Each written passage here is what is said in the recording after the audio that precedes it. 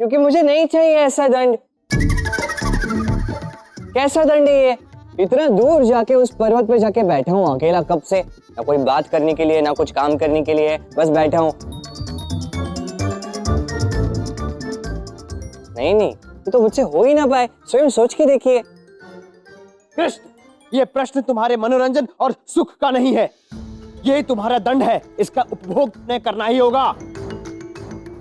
देखिए शांत हो जाइए, उचित कहा आपने। ये प्रश्न मेरे मनोरंजन का या सुख का है ही नहीं, ये प्रश्न है आपके गुरु के प्रति आपकी श्रद्धा का। अरे आप अपना दृष्टिकोण बदल के तो देखिए। क्या आप किसी ऐसे व्यक्ति को अपने पवित्र गुरु के पवित्र तप की सुरक्षा का दायित्व सौंप सकते हैं? ऐसा व्यक्ति जिसे इस कार्य में कोई भी रुचि नहीं है, ऐसा व्यक्ति जो मन से कार्य करेगा ही नहीं। अरे मैं तो कह रहा हूं मेरे मन में अंश मात्र श्रद्धा नहीं है इसके लिए। क्या ये आपके गुरु का अपमान नहीं है? अब सोचिए, यदि मैं ये प्रसंग सुनूं तो क्या मुझे ऐसा नहीं लगेगा कि आपके गुरु के प्रति आपके मन में श्रद्धा ही नहीं है? मैं आपके लिए सोच रहा हूं, समझिए।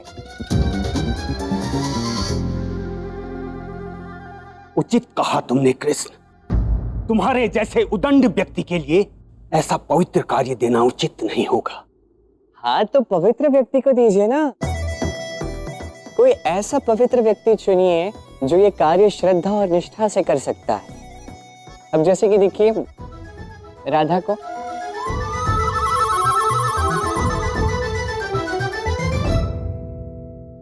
राधा ने पूरी श्रद्धा और निष्ठा से महर्षि दुर्वासा के लिए आसन बनाया, वस्त्र बनाए। क्यों है ना राधा?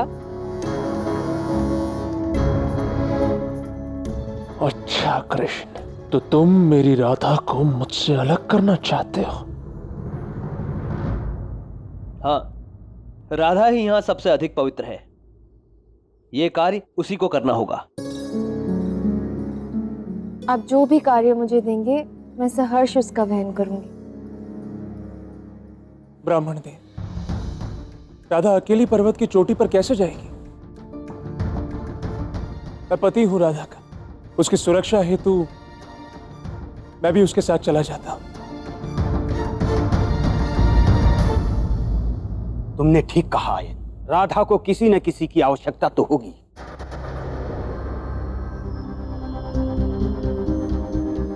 चलिए। आज्ञा दीजिए ब्राह्मण जी। बड़े भैया, अरे आपने इतने परिश्रम से उस पर्वत के पीछे जाकर उस बड़े से वन के मध्य से वो पुष्प लाए हैं, वो पुष्प जो महर्षि दुर्वासा के प्रिय पुष्प हैं। तनिक उन पुष्पों को इन्हें सौंप तो दीजिए। हाँ यार, इतने परिश्रम से तुम वो पुष्प लाए हो, जरा उन्हें देख के उनका आशीष तो ले लो। हाँ हाँ, जाइए आशीष प्राप्त कर लीजिए। ठीक है राधा। केवल यही कर सकते हैं महापुरुष, कहता हूं मैंने।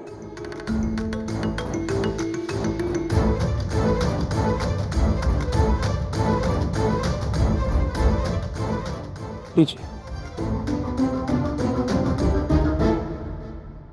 अच्छा, महर्षि दुर्वासा के प्रिय पुष्प लेकर के आए हो, पहाड़ों के उस पार से, वनों के मध्य से, है ना?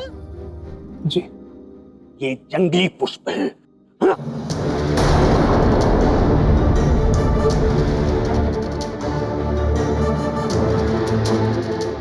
जो तुमने यही कहीं से तोड़े हुए हैं और हमसे झूठ कह रहे हो, मूर्ख समझ के रखा है हमको। तुम्हारा मन शुद्ध नहीं है आयन। हमारी गुरु की सेवा के लिए होने वाले कार्य के लिए तुमने झूठ बोलने का घोर अपराध किया है। ऐसे अपवित्र और झूठे व्यक्ति को महर्षि दुर्वासा के तप की रक्षा के लिए हम नहीं भेज सकते। कृष्ण, तुम्हें हमारे गुरु की तप की सुरक्षा में कोई रुचि नहीं है, लेकिन राधा की सुरक्षा में रुचि है ना?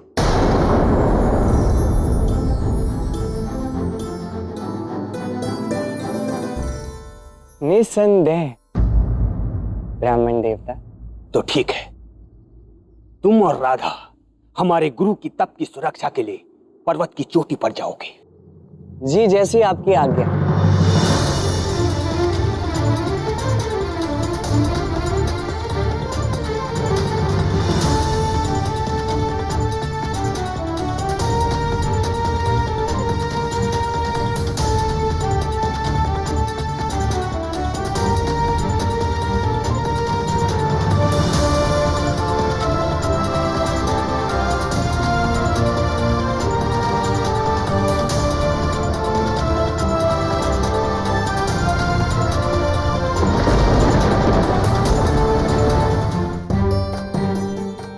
राधा, अरे राधा रुको, अरे राधा रुको तो, मुझे संग तो आने दो।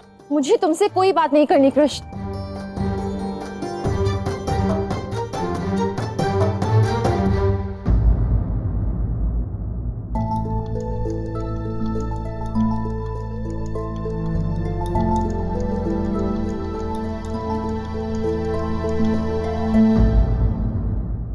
मुझे तुमसे बात करनी नहीं है राधा। हाँ, बात तुम्हें समझानी अवश्य है, प्रेम की बात। देखो ना, माया ने ना मेरी शरारत ने, नियति ने हमें साथ लाया है राधा। नियति ने ही आयन की बुद्धि हर ली, जो उसने ऋषि दुर्वासा के प्रिय पुष्प लाने में परिश्रम नहीं किया। अब बताओ, और ये सब किसी कारण से होता है राधा। नियति चाहती है कि दो परिशुद्ध प्रेमी एक दूसरे के साथ आए। यही संसार का नियम है। प्रेम संसार में सबसे ऊंचे स्थान पर है और नियति सदैव परिशुद्ध प्रेम का ही साथ देती है। बताओ, क्या मैं असत्य कह रहा हूं?